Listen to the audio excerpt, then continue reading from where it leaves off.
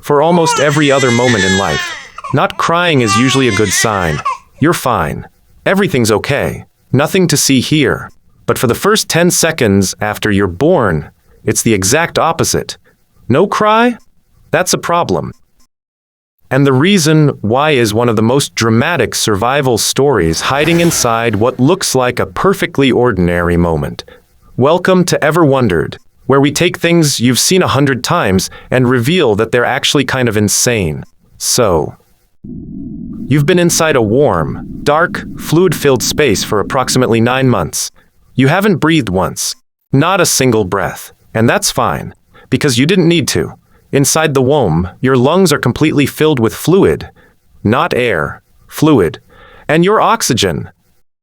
That was being delivered directly through the umbilical cord, straight from your mother's blood supply. You were essentially outsourcing your breathing to someone else, which, honestly, sounds like a great deal. Until the moment it suddenly isn't. Here's where it gets interesting. The second a baby is born, the umbilical cord stops being the main oxygen source. The placenta starts to detach. The supply line is closing, and the baby now has approximately no time to figure out how to breathe on their own, for the very first time ever.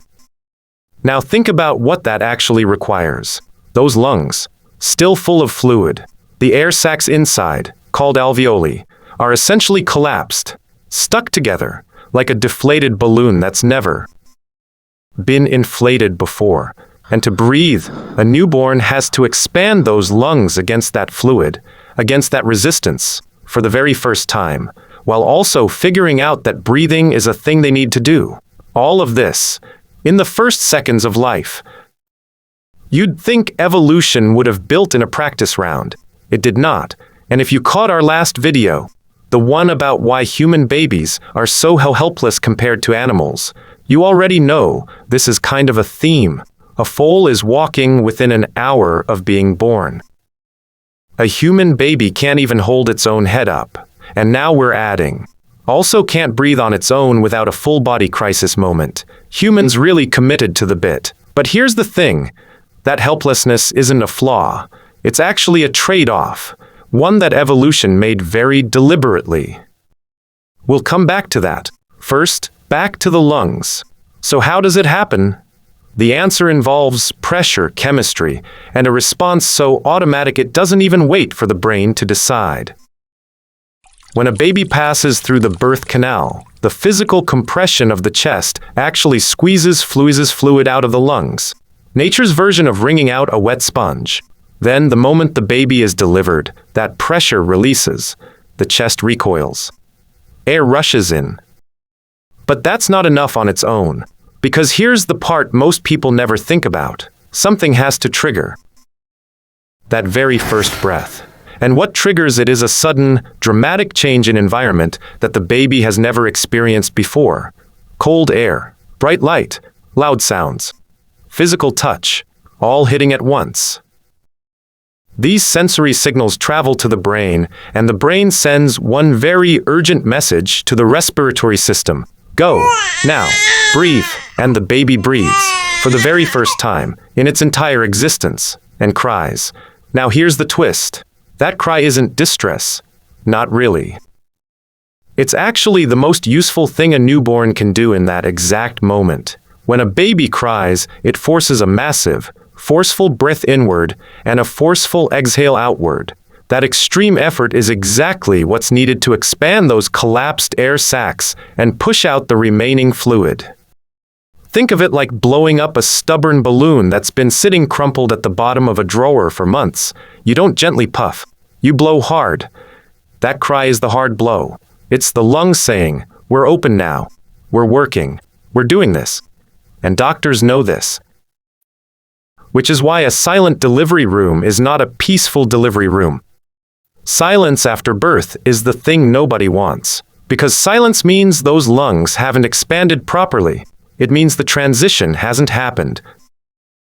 That cry, the loud, messy, inconvenient cry, is actually the best sound in the room, which is wild if you think about it. For the rest of your life, crying in public is awkward at best.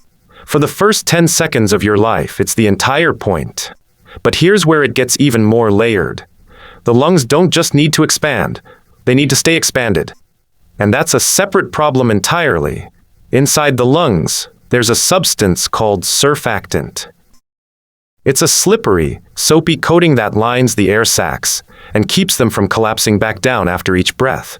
Without it, every single breath would be like inflating that crumpled balloon from scratch. Every single time. Exhausting doesn't even cover it. The good news? Babies start producing surfactant in the womb at around 24 to 28 weeks of development.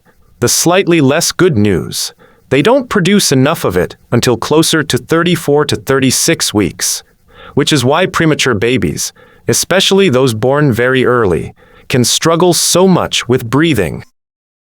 Their lungs are trying to do the job, but they're missing the one thing that makes the job sustainable. Scientists and doctors figured this out in the 1950s and 60s, and it completely changed how premature babies are cared for. Today, synthetic surfactant can be delivered directly into the lungs of babies who need it. Evolution designed a system. Medicine figured out the cheat code. So let's come back to where we started. You're born. The cord is cut. The supply line is gone. Your lungs, never used, still wet, still collapsed, have seconds to become something they've never been before. The cold hits. The light hits. The brain fires. And you cry. Not because you're sad. Not because you're scared. But because your body is doing something genuinely extraordinary. It's converting itself from one kind of creature into another. From a water-breathing, cord-dependent passenger into an air-breathing, autonomous human being. In less time than it takes to read this sentence. And the cry is the proof that it worked. And remember that trade-off we mentioned. The reason human babies arrive so unfinished, so helpless compared to every other animal, is because the human brain grows so fast, so large that if babies stayed in the womb any longer, they physically couldn't be born at all. So instead, we're born early, unready, unfinished. And we spend the first year of life doing outside the womb what most animals finish inside it. The helplessness isn't a bug. It's the price of the brain. Every single person you've ever met started with that moment, that first impossible breath, that first impossible cry.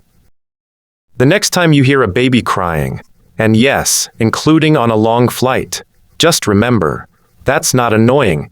That's the sound of a human being booting up for the very first time. Thanks for wondering with us. If this made you think about something you've never thought about before, you know what to do. We'll see you in the next one.